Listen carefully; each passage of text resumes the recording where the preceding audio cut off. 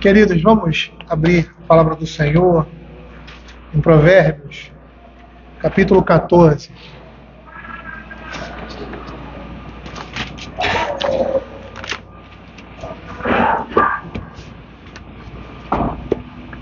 Agora, o verso 22. Eu vou fazer a leitura do verso 21, que na semana passada nós encerramos.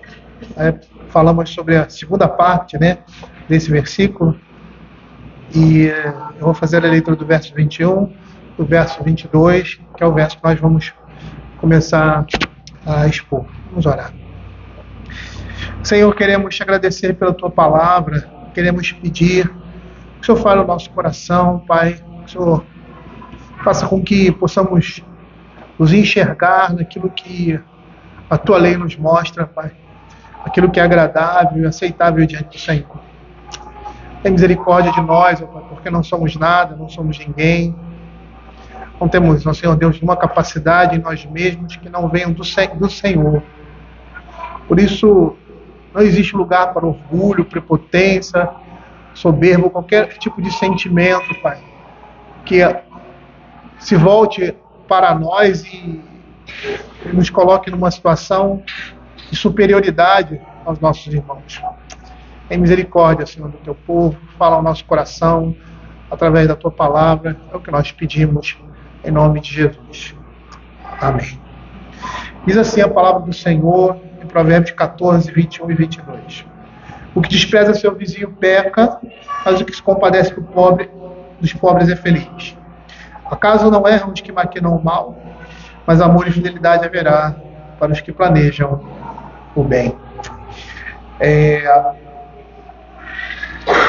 Na semana passada nós terminamos a segunda parte do verso 21 e eu gostaria de fazer uma retrospectiva. Mas antes de fazer essa retrospectiva, o texto que nós usamos hoje na nossa confissão de pecados, em Mateus capítulo 5, verso 13, fala que nós devemos ser sal, E o dirigente fez uma aplicação muito boa, porque aqui o que nós estamos vendo? Aqui nós estamos vendo esse tipo de sal, essa diferença que demonstra, na realidade, a ação e a graça de Deus na nossa vida. Lá em Mateus capítulo 5, verso 13, se você parar um pouquinho para pensar, você vai perceber que há um propósito em determinada coisa que Deus faz, em determinada coisa que Deus cria. Há um propósito em Deus em criar o sal, há um propósito de Deus em criar, ou seja, em alcançar aqueles seus filhos. Há um propósito de Deus, e o nosso propósito não é necessariamente a salvação, isso é uma consequência. O propósito é nos tornarmos como Cristo. O Senhor Deus fazer em nós aquilo que a queda destruiu, que nós mesmos, quando decidimos fazer a nossa vontade, não a vontade de Deus, destruímos. Porque Deus quer que nós sejamos como Ele, nós fomos feitos à sua imagem e semelhança. E as virtudes, ou seja, aquilo que está sendo apresentado aqui no livro de Provérbios, que fala sobre a vida cristã prática, representa essa imagem de Deus em nós. Esse é o nosso propósito, esse é o propósito da vida do crente, ser a imagem daquele que o criou, ser a imagem daquele que o deu nova vida, que é o nosso Senhor e Salvador, Jesus Cristo. Por isso que eu sempre digo que o livro de Provérbios, ele apresenta as virtudes de Cristo. São essas virtudes que estão aqui. E são essas virtudes que nós, como crentes, devemos seguir. Então nós vimos, na semana passada, no verso anterior, que a pessoa bondosa, em decorrência do seu relacionamento com Deus, ela desfruta de uma perspectiva de vida futura. E é isso que o verso quer dizer, mas o que se compadece dos pobres é feliz. E aí nós vimos que pela antítese desse verso anterior, que o bem-aventurado não é um pecador, porque ele diz assim, o que despreza o seu vizinho peca, mas o que se compadece dos pobres é feliz, ou seja, é bem-aventurado. Então, numa relação indireta com que esses versos querem nos dizer, ele vai dizer que o bem-aventurado não é um pecador, e que o pecador não tem nenhuma perspectiva de bem-aventurança, ou seja, de felicidade futura. E aí nós vimos também que a expressão feliz ou bem-aventurado tem o sentido de alguém que é recebedor de um privilégio divino, indicando o estado de felicidade em decorrência do que uma pessoa faz ou pratica. Ou seja, a felicidade futura está relacionada às boas obras, não como um aspecto de salvação, mas como consequência dessa salvação. Nós não somos salvos pelas obras, mas a salvação em Cristo Jesus nos faz uma nova criatura, nos transforma para que sejamos feitura dele, como diz Efésios capítulo 2.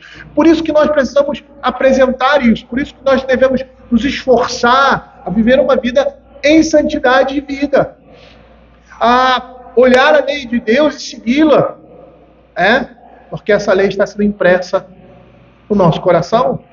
É isso que a palavra do Senhor nos diz.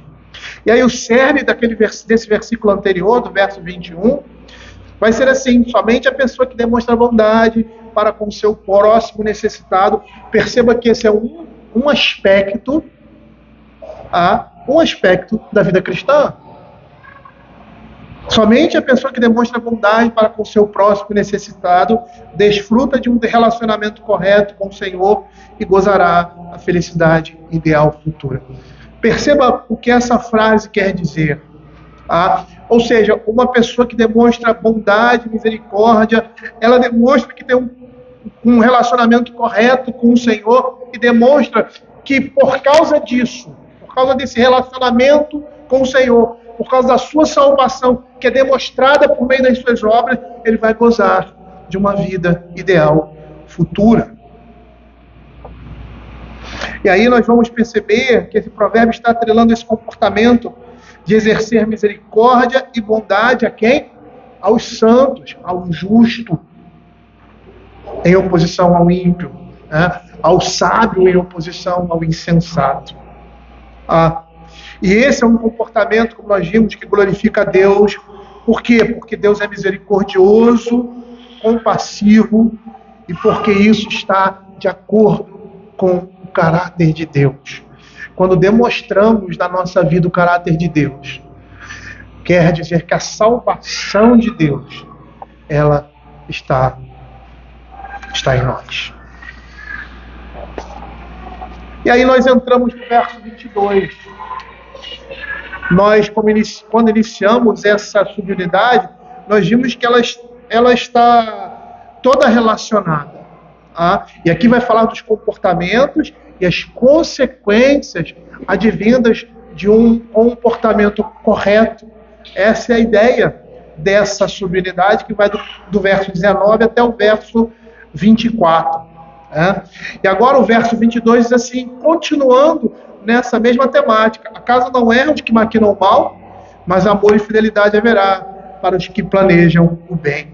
E às vezes nós olhamos para esses textos, como geralmente eu falo, e não percebemos uma relação entre eles.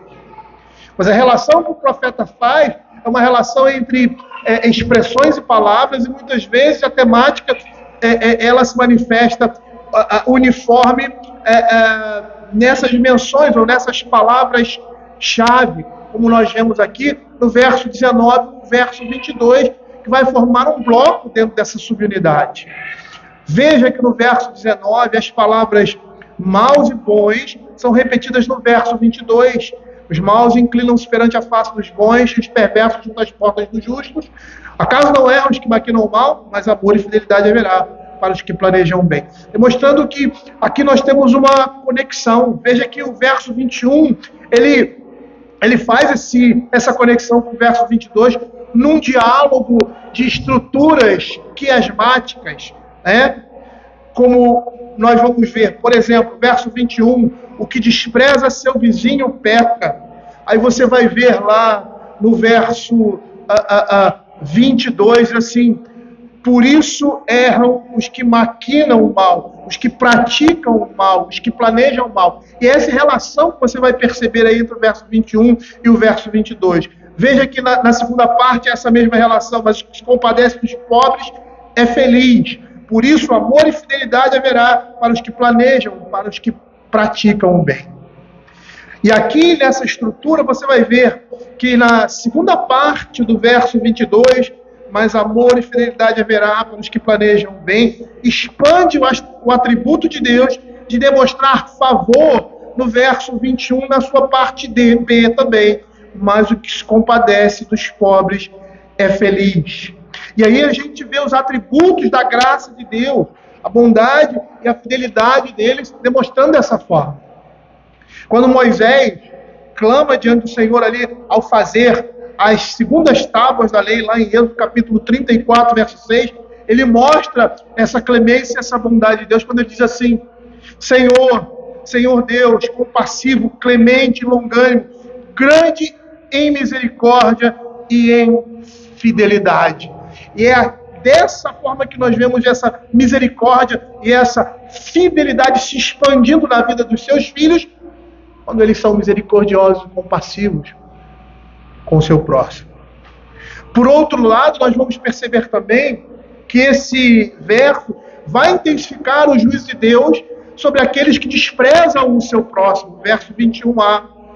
O que despreza o seu vizinho peca, para aquele que planeja o mal, no verso 22a. Acaso não erram os que maquinam o mal?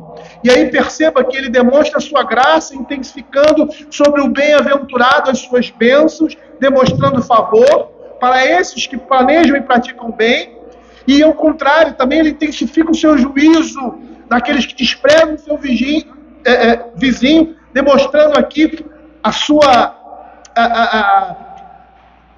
rejeição para aqueles que planejam e praticam o mal. E de uma maneira geral, você vai perceber que o provérbio vai qualificar o pecador como alguém caminhando para a morte, sem esperança alguma de salvação. É o que nós vamos ver aqui. Enquanto que o misericordioso, quando em momentos de necessidade, terá uma bondade confiável naqueles que podem salvá-lo, especialmente da parte do Senhor. A graça de Deus se manifestando e o seu juízo também se manifestando,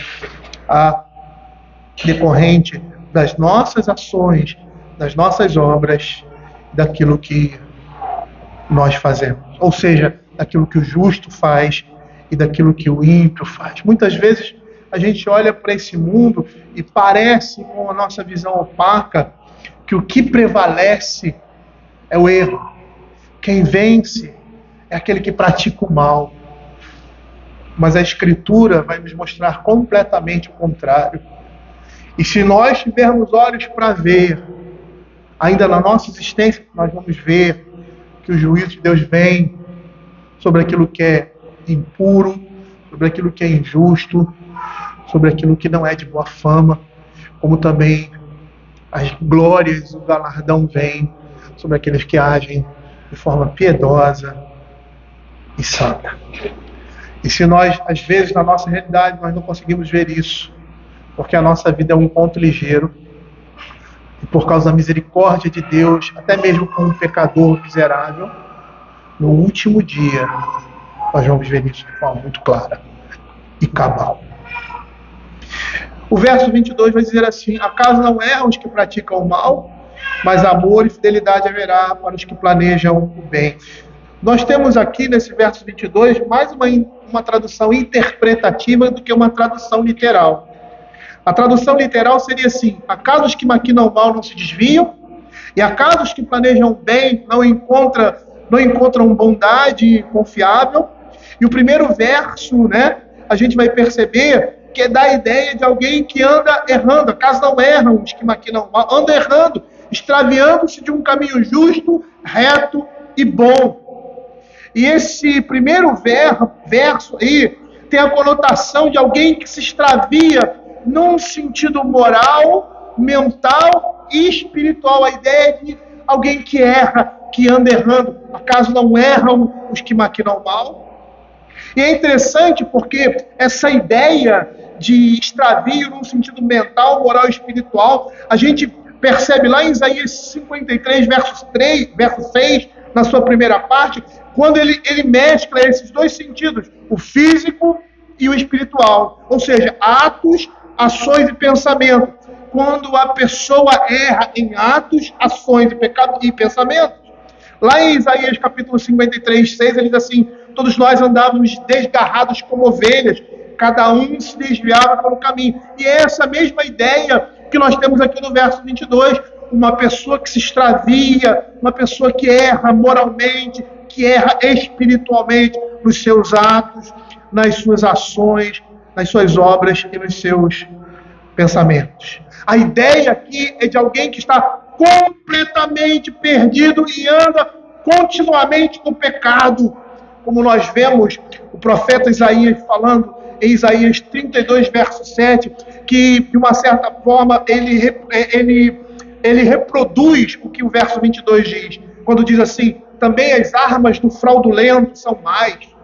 Ele maquina intrigas para arruinar os desvalidos com palavras falsas, ainda quando a causa do pobre é justo. Aqui nesse verso 22, nós temos um artifício retórico, uma pergunta retórica, né? Que seria uma resposta, que daria uma resposta única. Ele chama a atenção do discípulo, daquele que está ouvindo as instruções, demonstrando o ponto de vista do sábio ao esperar, no caso aqui, uma resposta negativa. Acaso não erram os que maquinam o mal? Sim, erram. Ou seja, aqueles que planejam o mal certamente se desviarão. Eles andam praticando o mal, cambaleando por falta de disciplina. Veja Provérbios capítulo 5, verso 23, quando ele diz assim: ele morrerá pela falta de disciplina e pela sua muita loucura, perdido cambaleia. Falta de disciplina aqui significa a falta da obediência à lei de Deus. Ele anda dessa forma. Esse é o seu hábito comum, andar fora dos padrões da lei de Deus. E ele morre por causa disso. Porque isso demonstra loucura, isso demonstra que ele está completamente perdido, isso demonstra que ele erra porque maquina o mal. Provérbios capítulo 6, verso 14 e 15, abra aí.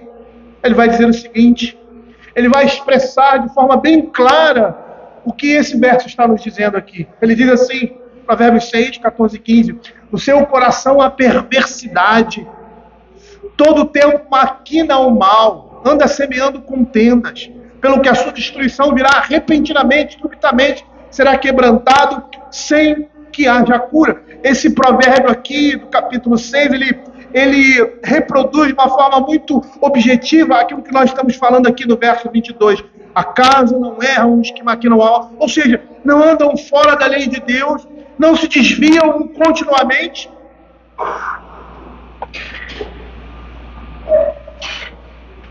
E eu percebo aqui no verso 22 um contraste entre esses dois paralelos, né? Retratando aqui metaforicamente aqueles que desprezam os necessitados e aqueles que são misericordiosos para com eles. Nós estamos vendo aqui a justiça de Deus, nós estamos vendo aqui a piedade, a misericórdia, focada nesse aspecto especial em se compadecer daquele que é aflito, daquele que passa necessidade, daquele que precisa do nosso auxílio e da nossa ajuda. E é interessante a maneira como o poeta lhe traça poeticamente a imagem desse homem, daqueles que erram, maquinando o mal. A ideia é de um artífice que confecciona com habilidade e talentos atos morais que prejudicam os outros e beneficiam a si próprio. E de modo irônico, eles se desviam. Essa metáfora aqui do artífice é construída poeticamente a partir do verbo usado aqui no original, que foi traduzido por maquinar. O verbo é harash, que significa entalhar, arar, delinear, maquinar.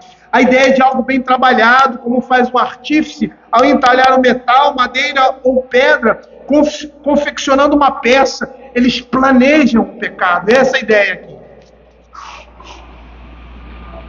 É interessante perceber no sentido dessa palavra que quando ela é usada com o sentido de lavrar, ela simboliza uma atividade ímpia em alguns textos da Escritura. E o último uso dessa palavra, que é o uso que foi usado aqui, que é maquinar, geralmente é a ideia de maquinar o mal. A ideia de alguém que planeja, alguém que se prepara para exercer o mal. E essa metáfora ela vai retratar esses homens, esses artífices, esforçados como indivíduos que perambulam, andam errantes, sem esperanças, bêbados que cambaleiam, indicando que deixaram um caminho ético, onde a pessoa ofereceria bondade e receberia bondade, e agora andam prejudicando uns aos outros e a si mesmo. É o ápice do egoísmo. É o ápice do egoísmo. O egoísmo é você olhar para si mesmo, né? E o próprio mandamento, ele já demonstra isso em nós. Amar ao seu próximo como a si mesmo. Mostrando que é muito fácil nós amarmos a nós mesmos e desprezarmos os outros. Mas nós precisamos amar as pessoas como amamos a nós mesmos. E o ápice do egoísmo é amar a si mesmo de tal forma que você não despreze a outra pura e simplesmente, mas você tenta destruí-la.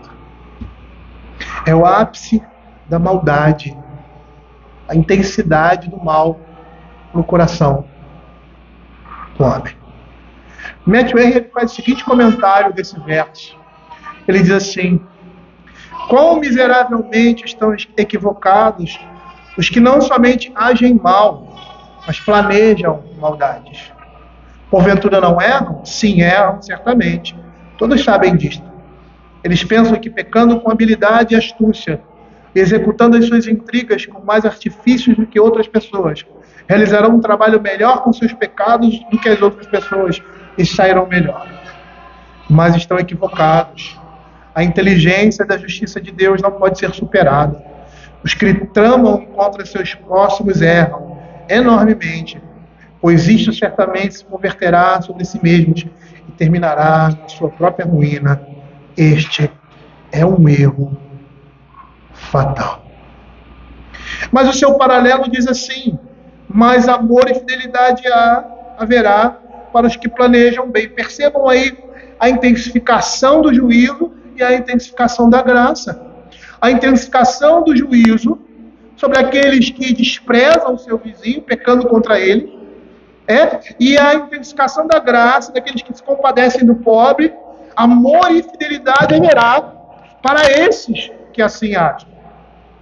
E, como eu falei anteriormente, essa seria uma tradução mais interpretativa do que literal.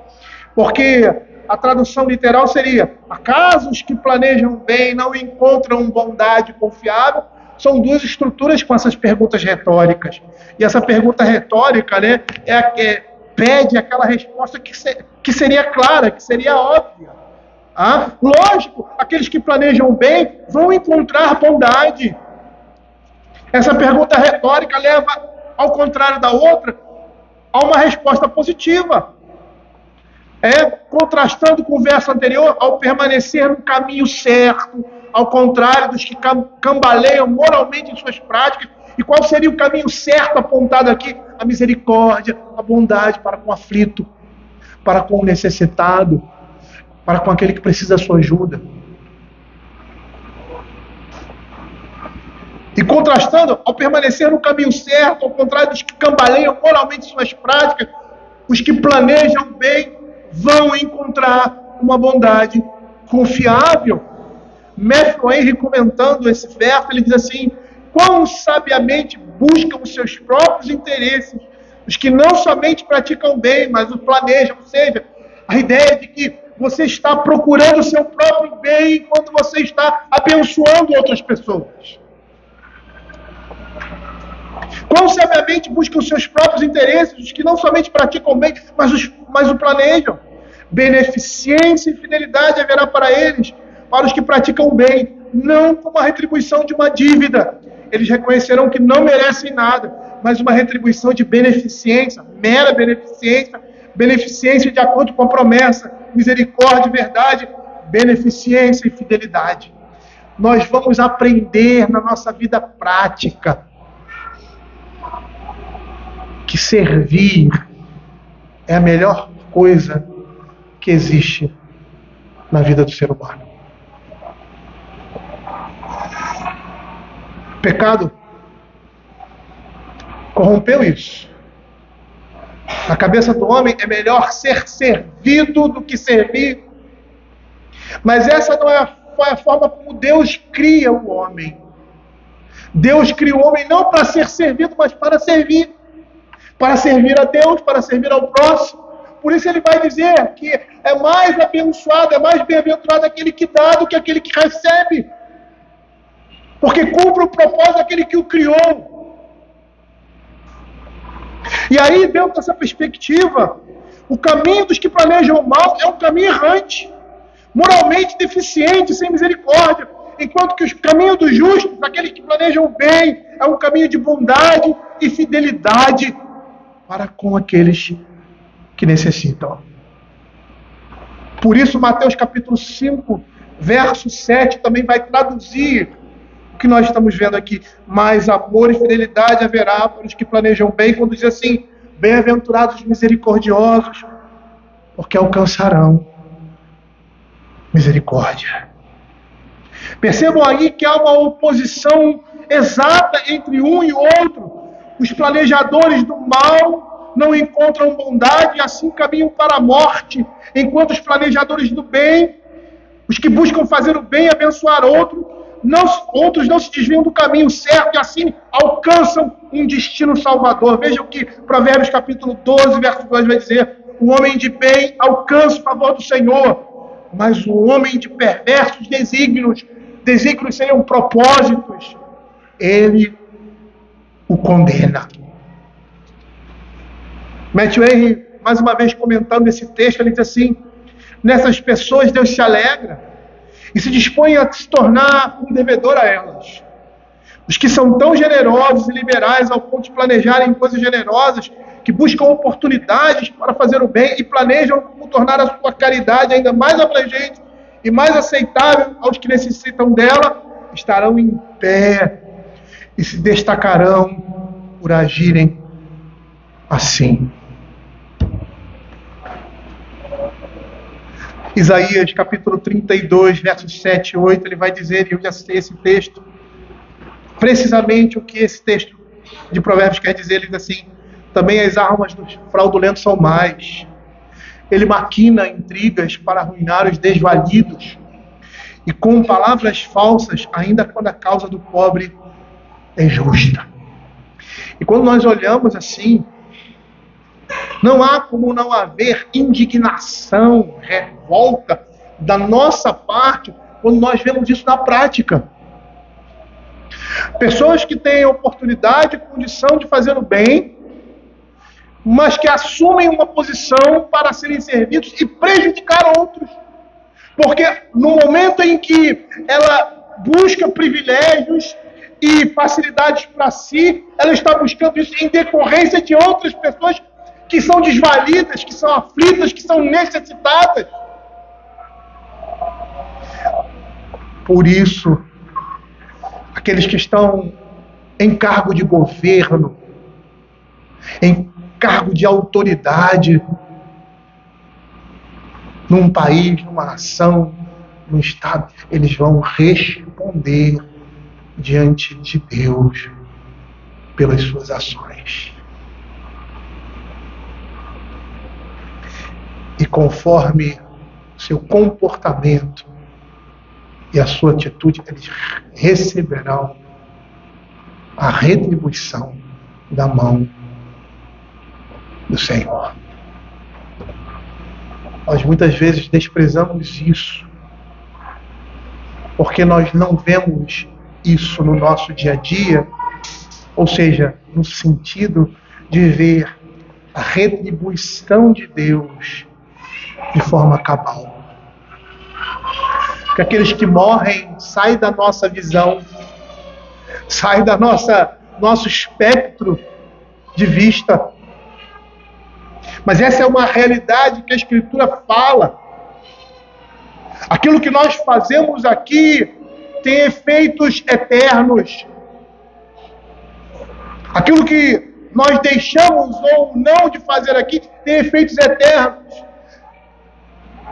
E Deus vai trazer o juízo sobre todas as obras dos homens. É o que diz a palavra de Deus. E Ele espera de nós, os seus filhos, que nós, nesse mundo maldito por causa do pecado, mas bendito por causa do povo de Deus, estejamos trazendo alívio, misericórdia e compaixão para aqueles que precisam disso. Paralelamente, aqueles que estão trazendo juízo, desgraça e planejando mal sobre os outros. A Escritura vai nos dizer, em Provérbios vai dizer isso: o homem de bem anda no bom caminho, o justo anda no caminho da vida, no caminho do Senhor, enquanto o homem mau, o ímpio, anda nos seus próprios caminhos, os caminhos do seu coração corrompido. Veja o que Provérbios capítulo 4, verso 18 vai dizer: mas a vereda dos justos é como a luz da aurora, que vai brilhando mais e mais, até ser dia perfeito. E Provérbios capítulo 4, verso 19, o caminho dos perversos é como a escuridão, nem sabe eles em que tropeçam.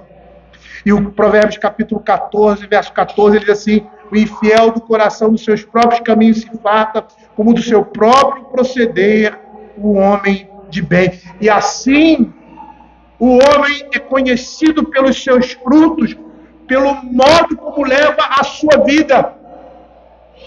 Não é à toa que quando Jesus fala aos seus discípulos, já em Mateus capítulo 12, verso 33, ele diz assim, apontando para os fariseus: ou fazei árvore boa e seu fruto bom, ou árvore má e seu fruto mau, porque pelo fruto se conhece a árvore.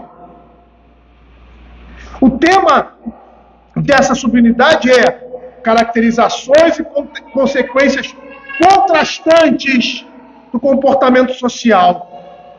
E aqui vemos o comportamento social de um homem justo, que tem consequências positivas, e que o homem que anda em um caminho mau está sendo conduzido para a morte.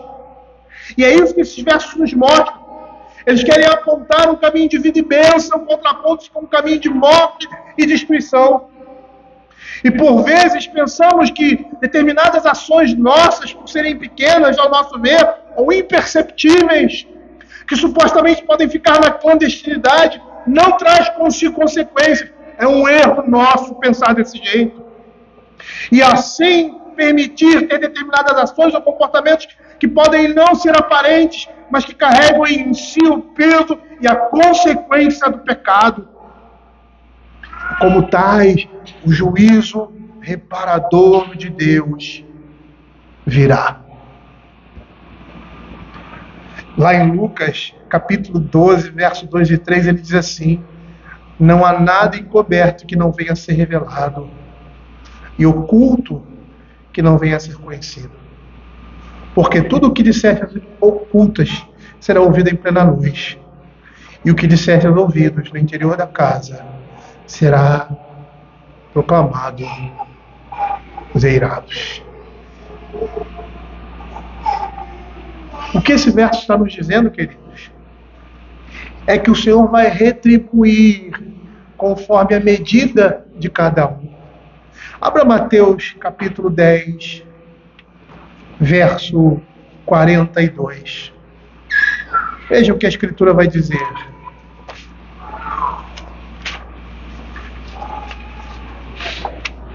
10:42 diz assim: e quem der a beber, ainda que seja um copo de água fria, a um destes pequeninos, por ser este meus discípulos, em verdade vos digo que de modo algum perderá o seu galardão. Sabe o que significa? O texto está dizendo assim, olha, que o Senhor vai reconhecer as mínimas coisas que fazemos para aqueles que são deles. Que o Senhor vai recompensar e vai dar o devido galardão aos mínimos atos de justiça que praticarmos nesse mundo, e em especial aos seus filhos. Da mesma forma que Ele vai retribuir com o mesmo pesar e com a mesma justiça aqueles que planejam o mal, aqueles que prejudicam outras pessoas, aqueles que só pensam neles, ou seja, em si mesmos, e causem por causa disso prejuízo a outrem, desprezam aqueles que necessitam da nossa ajuda. O Senhor vai retribuir da mesma forma e com o mesmo peso. O Senhor vai retribuir o mínimo misericórdia, bondade e justiça que exercemos na vida dos seus filhos. E aí Mateus capítulo 16, verso 27. Quando ele diz que o discípulo deve levar a sua cruz e segui-lo, ele diz assim: porque o Filho do Homem há de vir na glória de seu Pai com seus anjos, e então retribuirá a cada um conforme as suas obras. Nada que fizermos será esquecido da parte de Deus. E Ele vai recompensar o mínimo que você tenha feito para aqueles que são dele. Ele vai ter a mesma misericórdia, a mesma bondade em retribuir você que você teve para com aquele que estava aflito, necessitado, aquele que precisava de uma palavra, muitas vezes, de consolo, de um apoio, que precisava de um auxílio, que tinha uma necessidade, e que essa necessidade foi suprida por você. E a ideia aqui é de alguém que planeja, fica maquinando, projetando, fazer o bem e ajudar alguém que tem necessidade.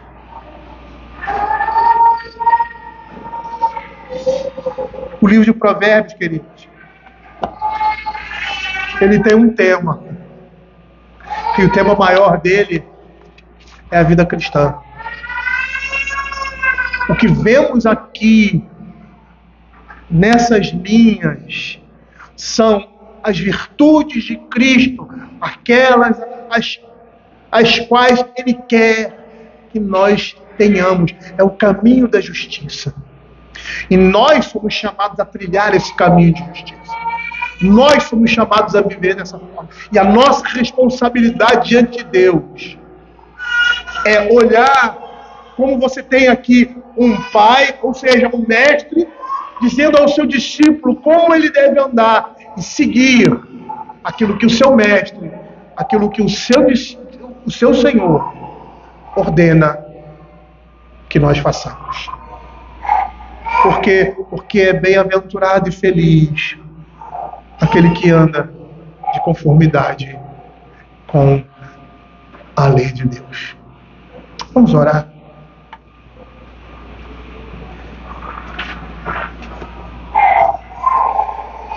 Senhor Deus Pai, a Tua palavra nos diz que nós fomos criados com um propósito.